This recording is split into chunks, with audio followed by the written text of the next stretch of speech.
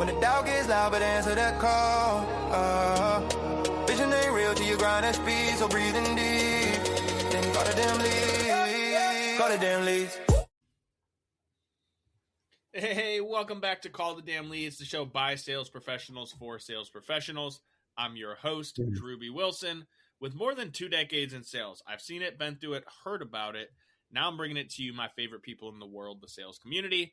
Because let's be honest, this is the greatest job on earth. It doesn't matter where you come from, what background, what personality type, you can create an amazing life in sales. Today's guest, no stranger to the journey. I'd like to welcome Jorge Chavez to the show. How are you, sir? Excellent. I really appreciate you having me on your show, and I'm looking forward to it. Sales done by sales professionals, what better place to hang out? Amen to that. And I can already tell this is going to be a great show just by our conversation off camera. So I want to jump right in. I want to hear your crazy sales story first. Well, there's countless stories, but I will say, so I'm speaking at an event in Phoenix, and I was nominated by a client of ours. They're mechanical contractors. And this group has been through a few groups have been through our training. And so I was sharing with him what I'm going to talk to the whole audience about. And it really ties into our philosophy about sales. I see a lot of sales processes out there. And one guy challenged me one time and said, "Hey, what's the best sales process out there?" And I said, "The one you follow." Now, is ours the best one? I don't know. I like ours, but 6 steps, 4 steps, 8 steps, I don't know. Just follow a process.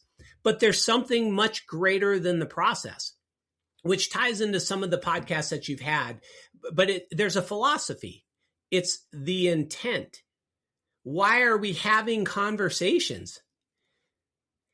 It's a big question, which could completely change the outcome, how the person feels, how the buyer feels, and what's the purpose of the conversation. So that's our philosophy. It's the intent. And so when we talk about building trust, that's our intent. Trust is the game. It's not about closing the sale. It's about building the trust. It's all about relationships. People buy from people they trust. Focus on trust. And then while you're building trust, be curious, ask questions. Don't pitch, tell, educate, and assume. That's what a lot of people like to do. Be curious. That is a skill. Nothing sells like infinite curiosity. Asking questions that only an expert would ask. That sells. And that's a paradigm shift for a lot of people. So be curious, looking for a good mutual fit. You're not really looking for yeses or nos. You're looking for the truth. And you're willing to go wherever the truth takes you. Like, I love the Jack Nicholson, A Few Good Men. Can you handle the truth? I ask that question to a lot of people. Can you handle the truth? Can you go there? Even if it doesn't make sense. If it's the truth, you should go there. Otherwise, it's a bad sale. It's not going to be win-win. And then valuing your time, being highly aware of your time and their time and not wanting to waste it. So I was walking through the presentation I'm going to give with this guy is on the committee to nominate a speaker. And I shared with him, okay, here's what I'm going to walk through. I'm going to walk through this philosophy to the entire group. And then I go, and you've been trained on it. So I go, what do you think? How do you think the group's going to respond? And he goes, they're going to say, no, we don't sell that way. And it wouldn't work in our business. And I'm like, that's what I'm up against, man. Everybody wants to get a yes. It's like, quick win. Give me the silver bullets. How do I overcome that objection? And I'm thinking, why do you give people stuff to object to? That's bad selling, right? And so it's a whole paradigm shift. So basically I said, well, as soon as they say it won't work in our industry, I'm going to call you and say, hey, you've been doing this for a while. You nominated me, and you tell me your story. How come this works in your industry? So I got to let a little credibility there, but at any rate, countless times though, in the story, you ask for a story. That is an example of what we run into every single day. The whole concept of the trust. Everybody thinks, trust. Yeah, right. We got trust. That's important. But when you start digging deeper, well, how do you build trust? Well, I'm just good at it. People just trust me. Yeah, but why do they trust you? It's like, how do we train people to build trust with people? And how important is it really? Does the leadership send a different message about that? Is it really about transactions and numbers, or is it really about relationships and quality conversations, trusting conversations? It's usually a mixed message. It's a big thing, but people, it's almost check the box, but it's a big thing. It's the handling and accepting the word no. That's such a tough thing, and I've been working on it. I've been doing this for 15 years, and it's taken years to really fine tune what no means when we say go for the no in sales. What does that really mean? And the blessing that we get working with so many different companies is that they find a way to put it in words that make sense as they understand it. And most recently, one company, the owner and the head of sales shared, they said, no, for them, we had to get our guys to realize we're not trying to not sell stuff. We're really comfortable. We want the truth, and no could be the right answer. But when you allow that to be a possibility, that it may not be a good mutual fit, what they're really doing is they're valuing their time and they're looking for their ideal clients. They're giving their sales team permission to look for their ideal clients. They don't have to just do a proposal because someone asked for it. They have the right to ask some questions and figure out if it's a kind of client that they want to work with. And so it was their way of describing, this is what going for the no means. It means your time's valuable and you can qualify them or disqualify them. And that's completely acceptable from leadership. You don't have to convince people to buy. You help them discover it makes sense. And once the leadership bought in, and then the people started to understanding what it meant and how they can actually value their time and challenge buyers and ask tough questions and no could be okay, it just radically changed their entire approach and thinking about sales. Like, this is great. It's not easy to understand, but when you spend some time, and so there's countless stories of that, but we're up against go for the yes every single day. Why are so many books written about trying to get a yes? Well, because everybody sees, not everybody, I'll take back to everybody. We're trained and ingrained from a young age to win. And maybe that's not totally true for every generation these days, but like most of us old timers, we were brought up on the idea we're in it to win it. And so what I think most people have maybe mistaken or misunderstood about winning is that it is not just winning today, it is winning for the long term. It is winning for as long as you can possibly win to continue playing in the game and being a part of this. And so most sales guys, they go into the mentality of, I got a one-call close. I got to get everybody that I talk to with a credit card and a pulse to sign up. And they're not strategically thinking about the layers of what actually goes into providing this product or service, right? Maybe you sign up 100 people, but they're nightmare clients. And they're never satisfied. And then they decide that they're going to go on and rip you on social media because they weren't happy with the way you delivered.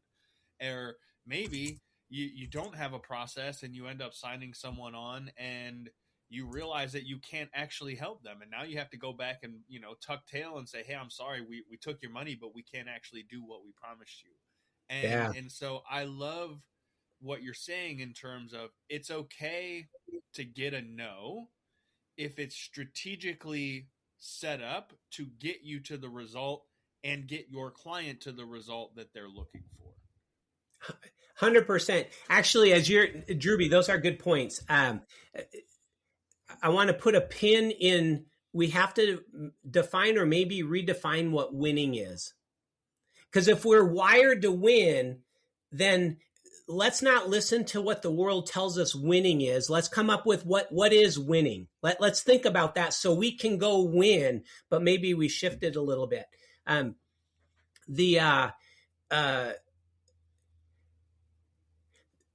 when we think about, what is winning? Can we agree people buy from people they trust? Yeah, absolutely. I think that's a pretty standard. Okay. And there's a client. It's funny. Another good story. This guy, I love this guy. He a year of training, and he understood being a truth seeker and getting the truth. It could be a yes, could be a no. Just ask questions. And he goes, George, I got to tell you, man, I understand the training. I get what you're teaching, and I'm on board. He goes, but I got to tell you, in the heat of the moment, if the deal is slipping away, I'm going for the yes. I'm like, oh my gosh. I go, this is what I'm up against. I said, okay. I go, you got to help me out here. I go, I need to think through this with you. I go, let's think out loud and create. Let's put something on paper. I said, I want to write down all the benefits of going for the yes. Because you just said it. Deep in your soul, you believe going for the yes is going to get you more sales. If you didn't believe that, you wouldn't do that. You believe it. And it's deep, deep, deep. And I'm hitting the surface stuff. I'm working with your brain, but not your heart. So I need to understand this. So let's write down all the benefits of going for the yes. And we came up with a whole list. Hey, it's easier. Be a people pleaser. Answer all questions when asked. Be the expert. Path of least resistance. You don't have to get trained on asking good and tough questions. You just get to do whatever they say. When they say jump, you say how high. When they want a proposal on Friday, send it on Thursday. And and supposedly this is the better way to sell. And so we listed all of these benefits. And I'm like, wow, I can see why it's so compelling to be a people pleaser and just answer all the questions when asked. And I get it. Asking a hard, uncomfortable question or hearing the word no is hard. And so I can see why people do it. And I go, okay, now it's a good list. Let's write down all the risks of going for the yes. And Drewbie, they were what you said, selling to the wrong clients, being dissatisfied later, unprofitable work. And then what happens is it's because you didn't qualify. There weren't enough qualifying questions asked. We got to the yes too quickly. And so we sold the wrong service to the wrong person. And, or let's go further, that we spent all this time, invested all this time educating, doing demos, putting together proposals, only to find out, hey, we're not talking to the decision maker. Hey, they're not going to be making a decision or doing this till next year. Or, hey, they got 3 more companies to talk to. And so you start thinking, and then you get a no, but after you've invested enormous amounts of time. So go get some time back. Sell to the right clients. Get trained on asking the questions and disqualify people. You'll get time back. Well, first, can we agree on that? Makes sense? No, yeah, absolutely. I mean, 100%. I think at the end of the day, this is one of the things. I had a mentor who would always say, methods are many, principles are few. Methods may vary, but principles never do. And so it comes back to, I don't remember. I think he got it from somebody, and I don't. Anyway, so it's a fantastic quote, because at the end of the day, there are lots of different ways to make sales. As we said, you can go for yes, you can go for no, you can go for maybe if that's what you want to do. Like there's no right or wrong way necessarily, because every single person has a different process for how they make decisions and how they make purchases. And so one of the things I've had to work with my clients on over the years is understanding that, hey man, you can literally go into a conversation with a prospect and do every single thing right. You can have the best rapport. You can ask all the right questions. You can do every single thing that gets right up to the point where they should be able to say, this is a no-brainer. Let's do this. But if that person internally is wired to have 2 different opinions about something before they make a decision, and your opinion number 1, I'm sorry, but there's no amount of pressure that you can put on this person to buy that's going to make them buy. And if you do get them to, the amount of buyer's remorse and regret and it's just hard. Yeah. And so this is why in sales, you have to be able to pick up and keep moving forward when you have those situations, right? When you run into a client that's like, man, I did everything right. I asked all the questions. I hit my points. They said yes all the times. They said no when they were supposed to, but they didn't buy. Like, what the heck is going on? And so the mindset and the confidence part, being able to take that and go into the next call and have the same level of energy and the same excitement and the same passion, that is not something that is easily done for most people. Yeah. How did you handle that in your sales career, and how do you help others kind of figure that out as you do now? Yeah. Beautiful. So there's a couple things that you just shared about that, about the way people buy.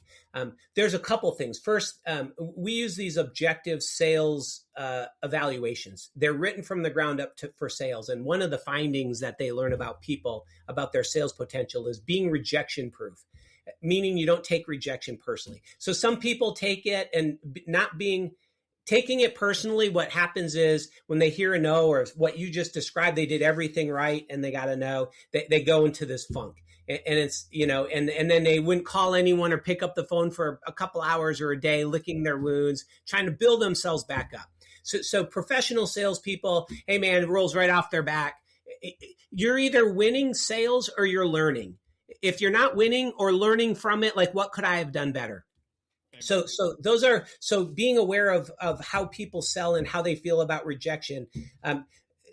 So in terms of how to handle that, one thing that we talk a lot about is people buy for their reasons, not ours. There's limiting beliefs that salespeople have. I need to tell people why they should buy, and I need to tell people how they should buy. That's what they believe. They've been trained that way. I need to control the process. I need to tell them where they're at. Otherwise, I'm not powerful and strong and dominant. It's like, no, you need to be present. You need to be curious. And people don't like to be told what to do. I don't like it. I don't know if you like it. Any married person doesn't like it. So kids don't even like it. So at any rate, so the thought process, people all buy for their reasons, not ours. So we need to stop thinking and putting ourselves like they're doing it for us, or why a million other people might have done it. Don't assume they're the same. So we have to ask questions. And in that situation, let's say I've done everything right. Here's a question. Where do you land on this? In order to be successful in sales, you have to ask for the order. True or false? I mean, objectively false, but I mean, you could pick that apart 100 different ways. So I'm going to say false is my answer, but I want you to expand on that for a second. Yes. Okay. Because it ties into this point. You're correct in the way you're thinking about it. It is false. And a lot of times most people will say it's true. ABC, always be closing. We're like, no, ABC should always be curious. That other part, if you ask for the order, if you feel you have to ask for the order, the question I would ask is it possible you're making any assumptions? When you ask for the order, you're making an assumption that they're ready to buy. And we all know what assumptions do to any relationship. They're not good. Yeah. So how would I handle it then in a situation like that? Let's say I've done everything right, and they're like, "Yep, I've got a perceived need. I've got a problem I need to solve, and there's enough compelling reason to do something rather than nothing. I'm going to solve it. And I trust you." So there's a compelling reason to solve a problem, and we have trust. At that time, the right thing to do is, and let's say it gets to the point where I've done everything right. It's you have a problem and we can solve it. We would say, what would you like to do next? Or what would you like to do now? We would facilitate it. We actually we don't train salespeople. We create buyer facilitators.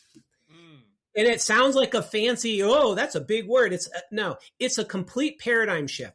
We don't sell, we help people buy. Do buyers trust salespeople? Do you trust salespeople? No, absolutely not. And then the question is, why do buyers not trust salespeople? Every stigma that exists, every sales movie ever written, every terrible salesperson that's out there taking advantage of people right now, the solar industry. I'm just kidding. I can go on, but I won't. Right, 100%. And so, and here's getting back right down into the belief system. The fundamental problem is salespeople are trying to sell something, and buyers are trying to solve a problem. And there is misalignment at the very beginning, from the very beginning. And so what a buyer facilitator, that thought process is, abandon the desire, the goal of, I got to sell something, and make your goal, I'm going to build trust and help buyers solve a problem. My role is to help the buyer make an informed decision to solve the right problem, buying the right products and services from the right partner or company. That's my role. And if I make my agenda their agenda, I've eliminated the distrust that people have about salespeople. Because if I'm just trying to sell something, they're trying to solve a problem, we're in the wrong, we're not aligned. And then if we do that, build trust, get to the truth, don't waste time, and we have a high volume of conversations. So there is an activity component. But if we do that and we get to yes, we get to no, we get to the truth, and we don't waste time, the byproduct is a lot of sales. It can't be the goal. It has to be, it's a byproduct. So if you can get the right, what is winning? Winning is this. I'm driving home and I ask myself, did I build trust with every single person I spoke to today? Yeah, I did. Did I get truthful, honest answers by the people I spoke to? Yeah, they were honest. Why do I believe that? Did I waste any time? Am I going for the yes and trying to convince people to buy? Am I listening with happy ears, like listening for what I want to hear? Or am I catching the red flags and calling them out and asking questions? Am I wasting any time? And if we can build trust, get to the truth, not waste time with every person we spoke to, and we've done enough activity, we're going to crush our sales number. That's winning. Yeah, I really love that breakdown, and I appreciate you taking the time to do so, because there's so many people that they've just got it twisted. They've just got it misunderstood. And, man, we could probably sit and nerd out on this topic for many, many hours. I know this is just the tip of the iceberg for all the amazing wisdom that you can share. So how do the listeners, how do we find you, follow you, check out more of this great content? Yeah. Hey, I appreciate that. I go to our website. It's topazsalesconsulting.com. And we have a lot of resources on the website. We have performance assessment tools. We have a bunch of AI tools to help you create a standout introduction or create pain questions. We have a sales hiring calculator. If you're not sure how much a bad hire is costing your business, use our calculator. We'll help you figure out what those components are, even opportunity cost, to see maybe there's a better way. It's costing you a fortune just to discover. So I would encourage people to go there. I appreciate you having me on and talking about what hopefully is our favorite subject and all your listeners love. Hopefully they heard some things that they might not have heard otherwise, and would love to talk to anyone if they're interested, if they need additional help or they just want to have a conversation. Absolute gems dropped the entire time. So I know that they're going to be able to take a few things away from this, George. So thank you again. If you guys did get something from it, maybe you learned something really interesting, or you heard something that reminded you of something you stopped doing a long time ago. Maybe you know somebody who sucks at sales and they need to see this. Share it on social media, send it to them, tag me, tag George, let them know you got some value out of the episode, that there was something worth their time, energy, and effort spent to listen to it. Maybe you've got a crazy sales story. Maybe you want to talk about it on the show because you know it can help someone in their journey. head over to callthedamnleads.com/podcast. Send us all your details. Get signed up. While you're there, grab a hat, keychain, sweatshirt, something. Support the show. You guys know what to do. Go pick up the phone. Call the damn leads. We'll see you next time. All right. When the doubt gets loud, but answer that call. Vision ain't real till you grind at speed, so breathing deep. Then call the damn leads. Call the damn leads.